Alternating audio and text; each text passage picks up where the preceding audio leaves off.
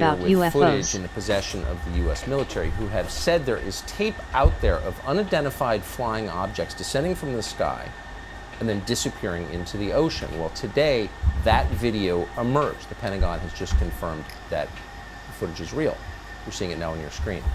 It was taken by the Combat Information Center on board the USS Omaha on July 15th, 2019, off the coast of San Diego. As far as we know, the UFO in question was never recovered. There was no material indicating a crash. More than that, we don't know. Tom Rogan is a Washington Examiner columnist, well-versed in the subject. He joins us tonight. Tom, what do you think we're looking at here? Well, I think we may well be looking at a true unknown, which is to say intelligently controlled machinery that is not understood to be in the possession of the United States, China, or Russia, which are the three most advanced countries in terms of military aviation. And so, you know, the video in and of itself is limiting what it can tell us, but I think it speaks to, as the Pentagon itself has admitted, this continuing trend of truly unexplained things coming into the public consciousness more than they have before. If you listen to this with the sound up, you can hear the guys who are monitoring this video in real time gasp when it seems to disappear beneath the waves. So this kind of takes the weather balloon off the table or some meteorological phenomenon off the table. I mean, clearly we're looking at something that is, as you just put it, being intelligently controlled, and it's going underneath the ocean and then disappearing. I mean, we're sure that this could not be a foreign nation in control. Yeah, that is yes, and that is why you see people like Senator Rubio leaning into the subject. The military Office of Naval Intelligence, which really leads the military effort researching this. There isn't anything that we have top secret information about what China or Russia have, or what we have at Area 51 that can do what these things do in terms of the variable performance. And I think specifically relevant to this video, in the coming months and years, an area which we will learn more about is the interaction of US Navy submarines, nuclear ballistic missile submarines and attack submarines, picking up sonar contact. Let me know if any of y'all like this. At hundreds of knots under the water. I'll start doing this and so more. There is a undersea dimension to this that the Navy has sort of pushed off to the side as the pilots talk more about their experiences. So there's a lot more to come out, I think, is the best way to put it. Hundreds of knots underwater. I mean, I think all of us can imagine objects moving at incredible speeds in the air. Maybe I got even one more clip that I was wanting to show you too. Speed of light, potentially, but hundreds of knots underwater. I don't think most people can even digest that. That's been recorded. Yeah, it's not nothing that you can that's understand. what I've heard from sources, very good sources, and that the Navy has the data. And one of the big things, Tucker, that I think as we move towards this Director of National Intelligence report, and I do know that the various agencies are actually taking that more seriously than people might expect, as is DNI. One of the things we're going to find is that over a period of decades, a lot of the data, a lot of the measurement of these things has been put off as technical aberration or essentially a data malfunction, because they didn't want to really admit that something very serious and special is going on. I mean, some of this behavior challenges our understanding of physics, so I think this is going to change a lot of perceptions. Tom, I appreciate it. I hope we'll see you again soon. There's more than that. Thanks, Tucker. Y'all, Hey, Sean Hannity here. Hey, click. Okay, let's go.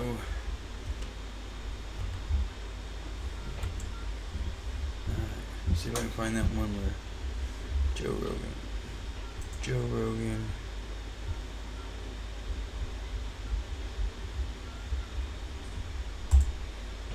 I can't find it. Great news! UFOs are real, and the spiritual and philosophical connotations are going to change reality forever. What? So the CIA and the weapons industry won't be able to profit from it? Oh no, it's not that big of a story. They're still going to profit from it. One, I don't think. Hello there, you Awakening Wonders. Thanks for joining us. Here, let's watch this. Hello there, you Awakening Wonders. Thanks for joining us on our voyage to truth and freedom. Now that he's back on X, we can look at Alex Jones, guest on our show, and how many times he's been right. We know the times when Alex Jones was wrong. We know the mistakes that Alex Jones has made. When I spoke to Alex Jones, the way I said that I look at him and I believe this is our culture doesn't permit for shamanic, mysterious figures that piece together peculiar pieces of information in ways that are unusual but would have once been understandable, working on multiple levels simultaneously. If Alex Jones was simply the man who had wounded the grieving parents of Sandy Hook, which of course he acknowledges was wrong and was a mistake, then there wouldn't be loads of footage of him perspicaciously announcing in advance a number of things that are extraordinary and include even 9/11. We all know where Alex Jones has been wrong. He himself has admitted it. Let's have a look at the times that Alex Jones was right. How could he have known these things? And what about the predictions that Alex Jones is making right now? What things do we have to be aware of? You said they're going to have airliners fly into the World Trade Center and they're going to blame a guy called Osama bin Laden. No, leaving aside what actually happened, how could you have known that? If a really nebbish kind of Harvard journalist had done that, you'd be like, oh my God, you're a genius. How did you know that? If it was like someone like this Woodward Bernstein type journalist or more contemporary, modern, but respected, even legacy media generally, be like, how did you work that out? What were your sources? How did you do it? You know, that would be revered and prize winning. But because Alex Jones is like a preacher, because I see him as a kind of spiritual, mystical orator rather than a journalist as we previously understand it. And by the way, there's room for different ways of approaching information. This person will be lauded. It's extraordinary, isn't it? Well, in the longer clips, because it's a multi-hour show from July 25th, 2001, I specifically walked through all the reasons, and I knew that they were hyping up that we were about to be hit by Osama bin Laden. I knew that the World Trade Center had been attacked the first time and that the Fed's been involved helping cook the bomb and allowing it to go forward. And I just saw a lot of the pre-programming that was happening in the media. Pre-programming is a term that we're becoming increasingly familiar with, probably because of people like Alex Jones. Michael Schellenberger, for example, said that with the Hunter Biden laptop story, there was a lot of pre-programming or prepping or pre-framing. Oh, there's going to be this story, it's Russian disinformation. So when it comes through more respected, shall I say, or credible, it depends how you regard Alex Jones and how you regard the legacy media or even independent journalists like Schellenberger. We approach it differently. So it's very interesting to see where Alex Jones sort of was culturally ahead of the curve, but also literally ahead of the curve, but also literally ahead of events in ways that seem difficult to understand. Because they were on the news saying, you know, well, life's about to change in America. And I was reading what the RAND Corporation was saying and what the Pentagon was putting out. I read the PNAC document from a year before, Rebuilding America's Defenses, that Dick Cheney had helped write. And it said we need a Pearl Harbor event on the American homeland to be able to bring in this police state and this control and then expand the American empire worldwide. So hundreds of pieces of data went into that prediction. My most accurate prediction, going back over a decade, was when I read the Rockefeller Foundation Operation Lockstep, and they described using a virus to... I'm just chiming in to react to, yes, I believe that the whole establishment has coordinated attacks on different key figures that have pushed back on them in a way that they could see that might cause problems. Like, it's obvious that it's obvious. I'm not even gonna, it's like, it's up to you to decide what you see. But when you look at it through awake eyes, you can definitely see that the whole thing is screwed up. To bring in world government, to bring in a world medical ID, they would then build the social credit score off of, and that they would make people wear masks for fear. I don't remember anything like that. That they would shut down sporting events and things like that, and basically phase in this new tyranny. So I was also able to specifically make that prediction over and over and over again because I was going off their own battle plans. Are you the only person in media who actually reads these reports? I don't think a lot of people do read them, but I do read them. I mean, I'm currently reading MIT reports from their top councils, Pentagon reports. They have a working group called the Mad Scientist Group at the Pentagon that works with MIT. And if you go watch their hour-long, 2-hour-long, 3-hour-long meetings they have on YouTube with all the tops, I mean, we're talking hundreds of top scientists, they admit that they're building a post-human world, that soon everyone's going to be mind controlled, that they're going to put smart dust in our food that they can electromagnetically control, and they just lay it all out right there. And I've learned what these people said in the 50s they would do were done by the 70s.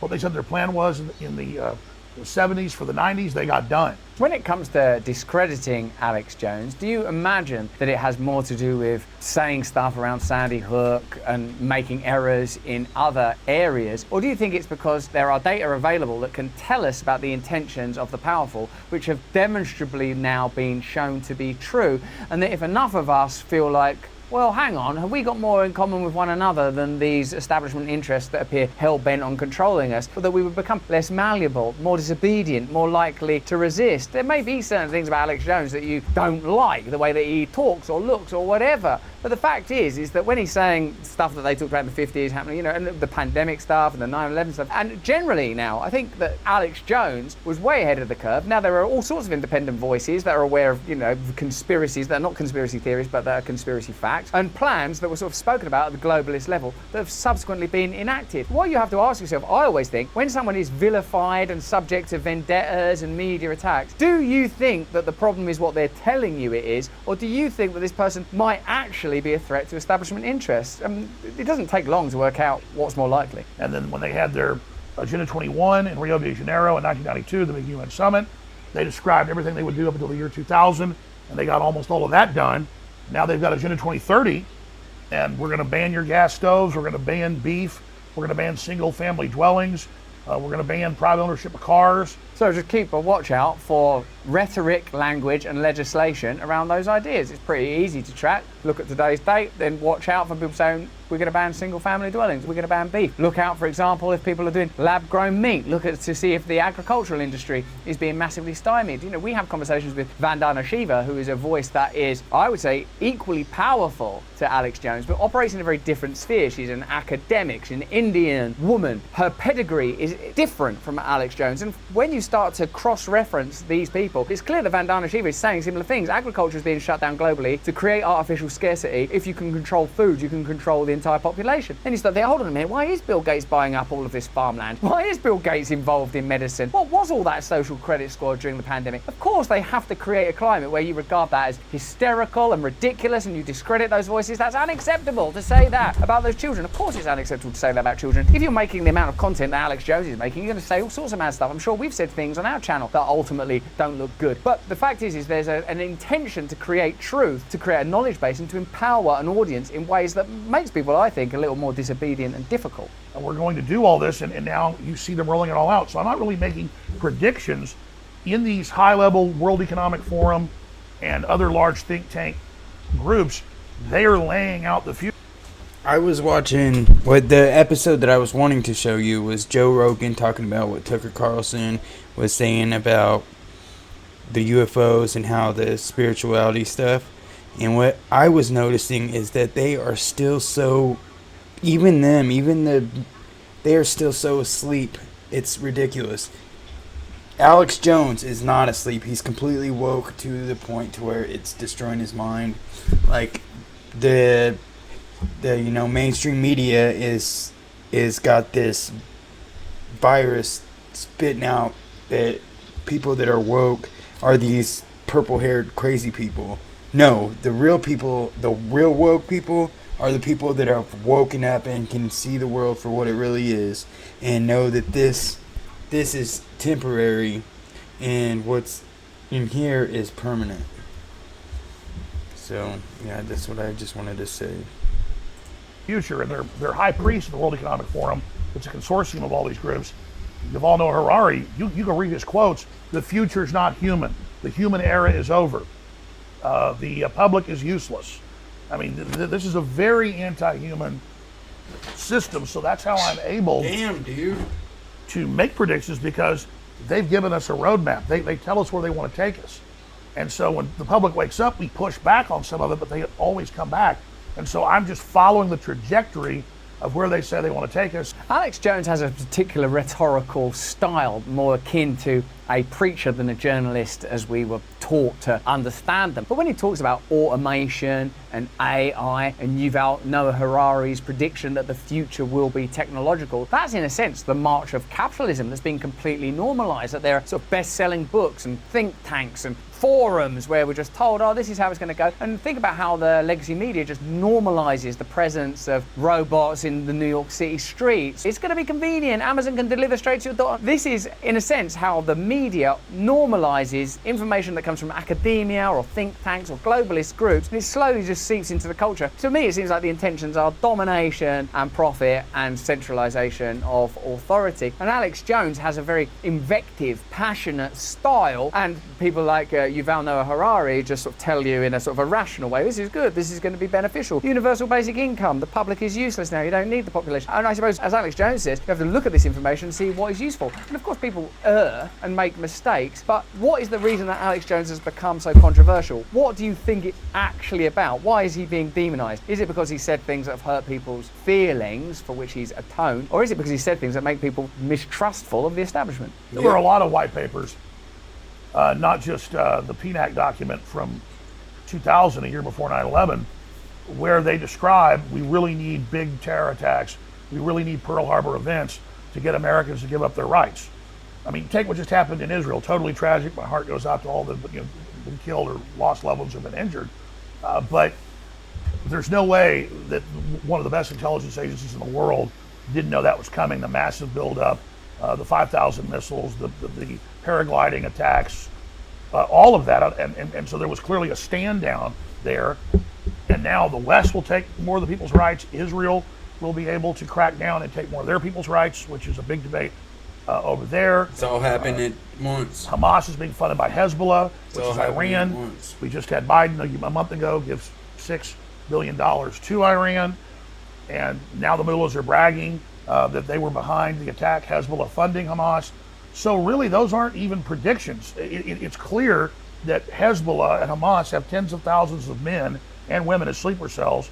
In a sense, all Alex Jones is saying is that there are ulterior, submerged narratives that are not properly described and explained within legacy media because it's against their interest to give you that type of perspective. He's really putting together available information and asking you what you think. Whether or not you think there was a stand down, I suppose that's the most outrageous claim that's made there, but is there a precedent for things like that? Have there been false flag events? What Alex Jones invites you to do, I suppose, is to question the authority of legacy media. And I think because of that, it's no coincidence actually, is it, that Alex Jones and Trump shared a pivotal moment before the ascendancy of Trump, because really what he represents, I think, is the rise of independent media. People say, oh, they're mad, they're hysterical, but that rise would have not been possible if legacy media had maintained its integrity. And if you want a sort of two-word example of the loss of the legacy media's integrity, Julian Assange.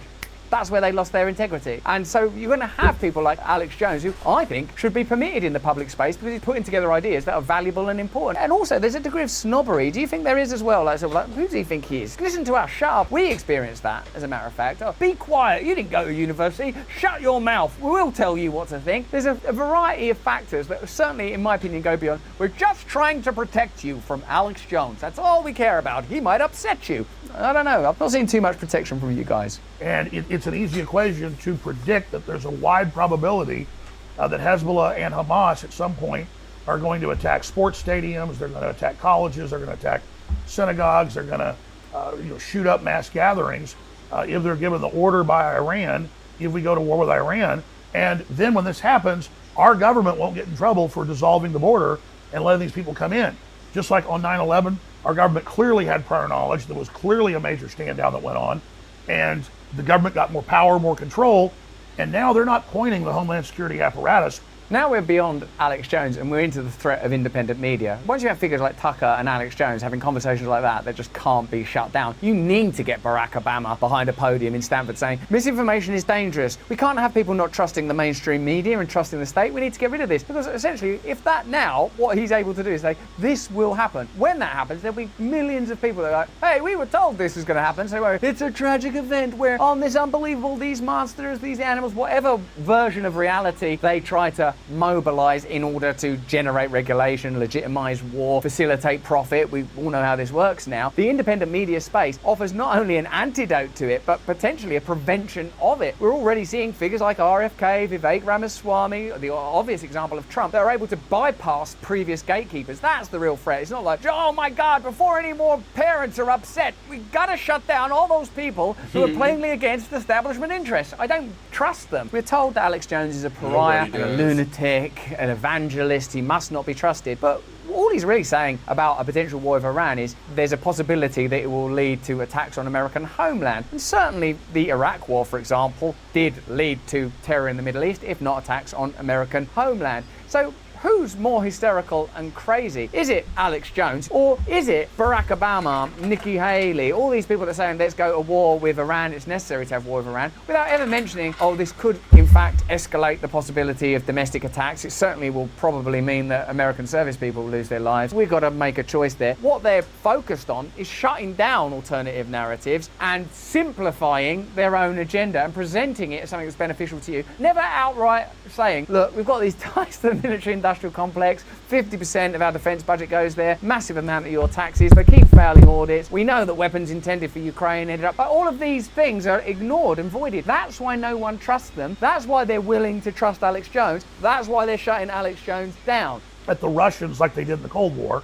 or the Islamists after 9/11, now they admit that their main focus is Christian conservatives and the bitter clingers and the people that live in rural America, that quote, white people, I mean, it says that in the report, are the main terror threat.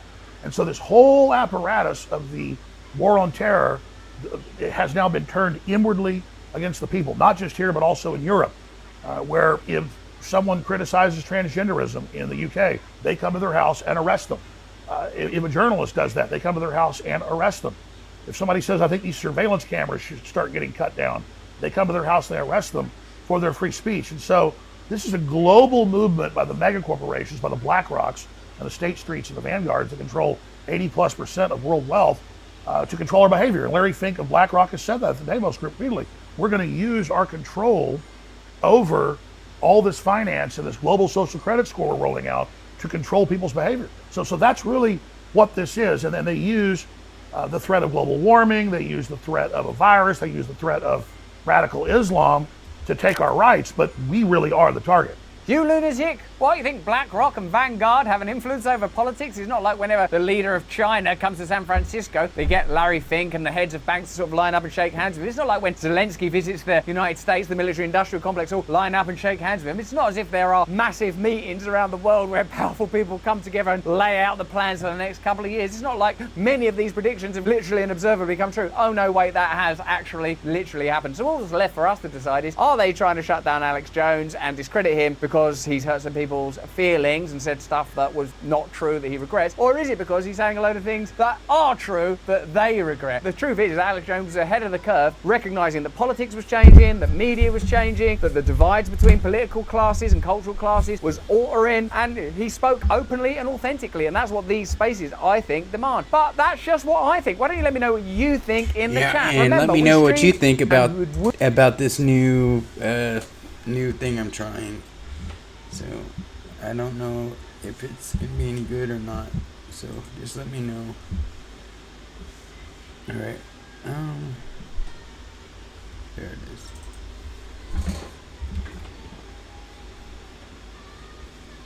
Buried deep in declassified.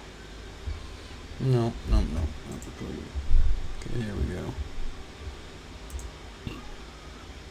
In 2019, this mysterious man wearing a TV on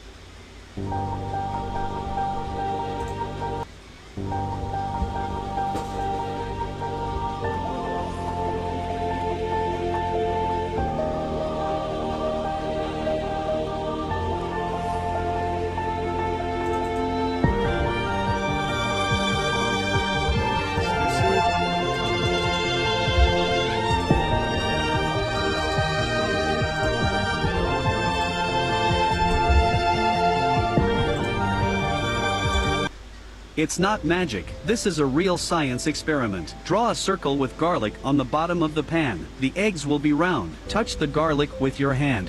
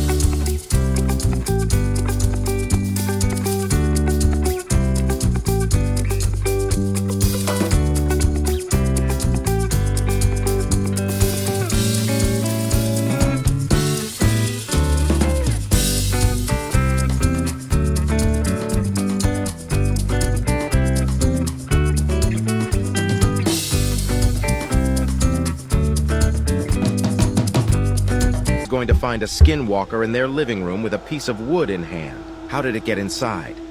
I'll show you the rest of the videos right away, but be aware that I can only protect my subscribers who have shared, commented, and watched the video until the end. The second person that appears when you click on share and then on WhatsApp is afraid of you.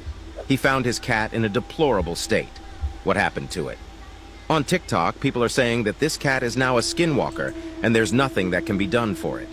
This Tuesday in America, a cat was found behaving like a human. It was transported to a psychiatric because it was actually an advanced skinwalker. Look at its legs.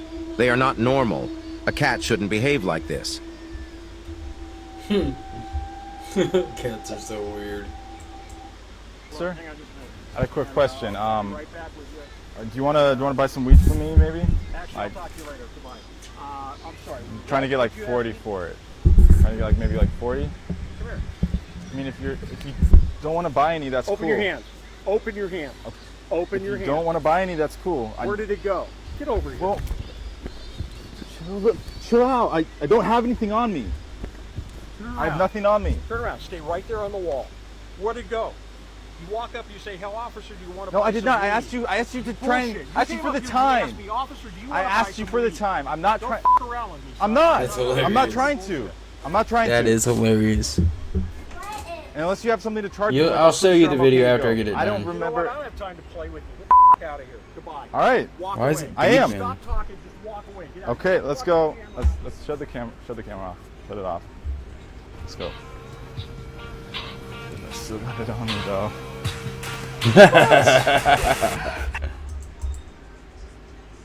This man is already dead. He just doesn't know it.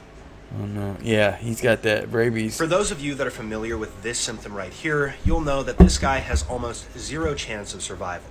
What we're looking at in this video is a case of hydrophobia, where this guy is about to drink water, but he's unable to do so because he's afraid of the water. He raises it to his mouth, unable to take a drink, and then sets the water down and laughs, but pretty sure that this is just a nervous laugh. Hydrophobia is an indicator for a much worse disease known as rabies that has almost a 100% mortality rate. One of the major symptoms is the inability to drink water because your throat muscles contract every time liquid meets your lips. So I want you to just imagine that you're dying of thirst and you try to take a drink, but you're unable to do so. There are quite a few animals that can pass rabies to humans if they're infected. These would be foxes, bats, raccoons, or skunks. So if you get bit by an animal, it's always best to be safe and go get a rabies vaccine. If you don't get a rabies vaccine, the first 30 to 60 days, you won't really feel anything. But eventually you'll get the prodrome phase where you'll start feeling tingling at the site of the bite, acute neurologic period where you start having seizures. Eventually this could progress into a coma, and after that you will die. Judging by this guy's reaction, he's probably in stage 2 or 3, which means he doesn't have much longer. That I'm about to share, and they no longer. This is what I was wanting to show you, Susan. And for the beginning of these photos, So I pay want to attention to focus this. on the main theme. The theme being that the building is completed, and they are simply putting scaffolding around the buildings. In my opinion, they are painting these buildings white so that they look brand new, when in reality, they are old and from the past civilization. Here we are told is the government building in the Philippine Exposition. We can zoom in on these guys, and of course they're not doing anything productive. You would think that they could build a better ladder compared to what they supposedly built right next to them. And again, let's switch over to this one, where we are told that this is a construction photo when it's clearly completed. The only construction going on here is the scaffolding, again and again. People just standing there looking so odd. Yeah, and they're it almost not. looks like they just They have a found computer. it. I mean, That's look why at the they detail say on top they of the founded columns. it. It's unbelievable. And I believe The shit that I was already correct when there. I said that they were just painting these buildings. They are not constructing anything. Now let's look Nothing. down here at the bottom right hand side of this photo. It says right here that these are painters and decorators. They are not building anything like the description says for these photos. And they needed a place to live on site because they were painting all of these old world buildings. They were going to be there for a while. The buildings lasted forever. The paint did not. So they needed to get a fresh coat of paint on there. But when you look at the description of the photo, it says that it's a photo during its construction. So they are clearly lying. Painting is not constructing. It's painting. Two Yeah, different, it's painting. completely separate jobs. So these are all from the St. Founded. Louis World's Fair that we showed in the intro. The dates are from 1803, not 1903. And it had a mud flood that ripped through the interior of these buildings. So let's take a look at this building from St. Louis. And this is founded and renamed the Varied Industries Building. This is another completion photo that they're trying to say is a construction photo. And I want to zoom in on the top of this building. Can you believe the tech that is on the top of this thing? It's incredible. We have shown the airships in episode 48 and how they connected these flying crafts to the top of these buildings and used them as charging docks. And to be clear, I don't think that the past civilization was limited to just these airships that we have photos of. I think that they had much more powerful vehicles. But let's get back to these photos. Skeptics have said these buildings were just made of wood and very easily constructed, and then that's why they knocked them down. No, the only wood that was being used in this project is for the scaffolding to paint the old world buildings white. The lumber is for the scaffolding, not the actual building. Let's make that very clear. If you've ever gone to one of these buildings, the pillars are pure marble. They're not wood. You can use the Field Museum as an example, located in Chicago. Now here we have another incredible construction photo, where for some reason, there isn't much construction going on, just a building with more scaffolding. So my question is, how have they gotten away with this nonsense for so long? That is not construction. I can clearly see that the building is done. Just because someone put a ladder in front of it doesn't mean this is being constructed. This is the process that painters use. Any painter will confirm this. And also imagine carrying these materials up that scaffolding. If this was really a construction photo, it would be impossible and very embarrassing because nobody would be able to do it. Does anyone see a crane anywhere? No. Once you know, you know. You don't go back to believing in the lies because they are ridiculous. Very we have more ridiculous. tech in the background here. There are two of them actually. And here we have a bunch of people that found this building. Let's take a second and look at the size of this thing. This was the Palace of Electricity. Could you imagine this being constructed today? This thing is unbelievable. And remember, there were so many of these buildings being thrown together in like 2 years supposedly, at the same exact time. Oh, and they are all dated 1803, not 1903. And what happened to the Palace of Electricity? We were told that these buildings were practically worthless, and they ended up in dump sites because they were just made of wood, right? The problem with that is that they are contradicting themselves. The Missouri History Museum states that the construction for the Palace of Electricity and Machinery costed them $412,000, which is the equivalent to $11.48 million today in 2023. So it's practically worthless, or is it 11.4 million? This is the kind of stuff that makes me fully trust the mainstream narrative. I love just knowing deep down that they would never lie. They're full of crap. It's just really nice to know. I love that they provide us with full logistical details. They never contradict themselves. They go that extra mile to make sure that what we are being told is exactly what happened. Oh, they don't do any of that? No, they don't do any of that. Literally none of it. The title states that this is the Iowa State Pavilion construction. And if you just shut your eyes right now, you can clearly see them right there laying the cornerstone. Okay, you can open your eyes now. This is the master builder down here. And those guys up there were also fully trained on how to build massive palaces. In fact, they are admittedly self-trained, getting a lot of their architecture designs and ideas from working on Abe Lincoln's house. As you can see, they were very busy workers. They got that building done in less than 2 years, ready for the world to see. Temporarily, of course, before knocking it down, so that nobody would ever see it again. And we can't forget to mention that they have painters actually painting this building. 4 of them to be exact, proving again that these are not construction photos. They are painting photos. And over on the right-hand side of this photo, we can clearly see a construction process happening, putting the scaffolding together with perfection. Just look at that scaffolding architecture. Okay, I'll be done with the sarcasm for today. The mainstream narrative is so ridiculous. It's really hard to not make fun of it at this point. And then we have more painters. He's got his paintbrush in his hand and the paint right there on the scaffolding. It's hilarious. So it's pretty clear at this point that these are no longer allowed to be considered construction photos for anyone that ever had a doubt in their mind. Now he's holding up a hat, and that hat says something on it. I wish I knew what it said. Comment below what you think that hat says. All answers are accepted. The guy next to him is also wearing a top hat, which is, of course, if you're going for the productive painter / I still want my style points look, very common for the 1900s. Very impressive. And here we have the United States Fisheries Building during its completion. But I'm going to zoom in on this building on the right-hand side because it's very strange. And we have these creatures' faces on the side of this building. with writing here as well. I can't see exactly what it says, but it definitely doesn't say fisheries building.